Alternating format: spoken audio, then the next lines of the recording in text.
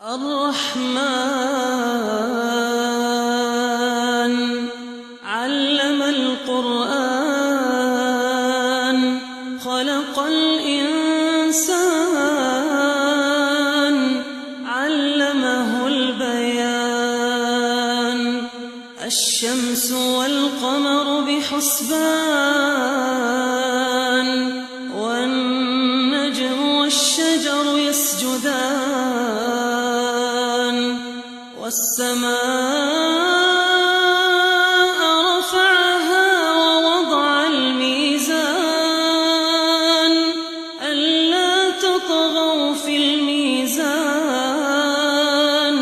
وأقيموا الوزن بالقسط ولا تخسروا الميزان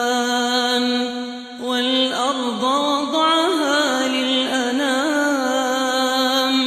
فيها فاكهة والنخل ذات الأكمام والحب ذو العصف والريحان فبأي آلاء ربكما تكذبان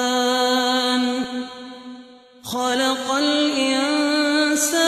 من صلصال كالفخار وخلق الجان من مارج من نار فبأي آلاء ربكما تكذبان رب المشرقين ورب المغربين فبأي آلاء ربكما تكذبان مرج البحرين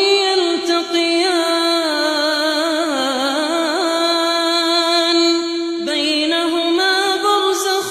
لا يبغيان فبأي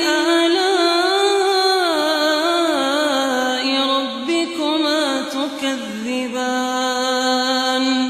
يخرج منهما اللؤلؤ والمرجان فبأي آلاء ربكما تكذبان وله الجوار المنشآت في البحر كالأعلام فبأي آلاء ربكما تكذبان كل من عليها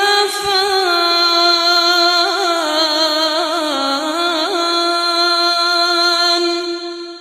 كل من عليها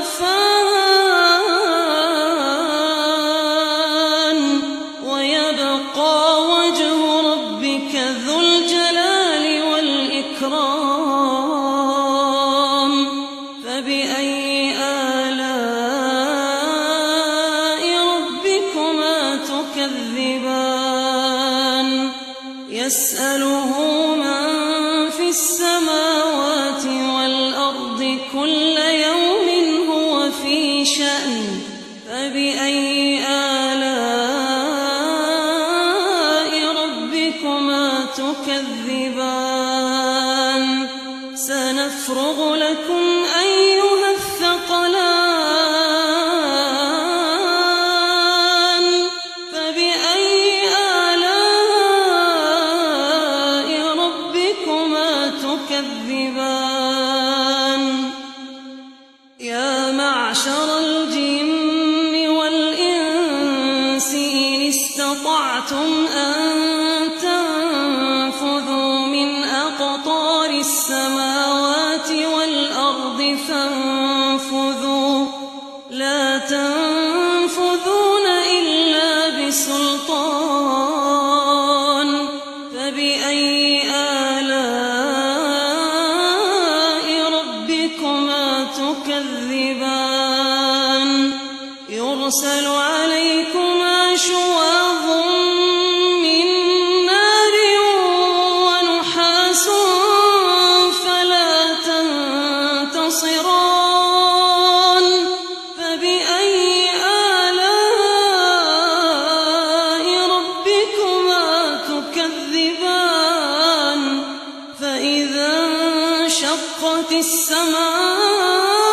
السماء فكانت وردة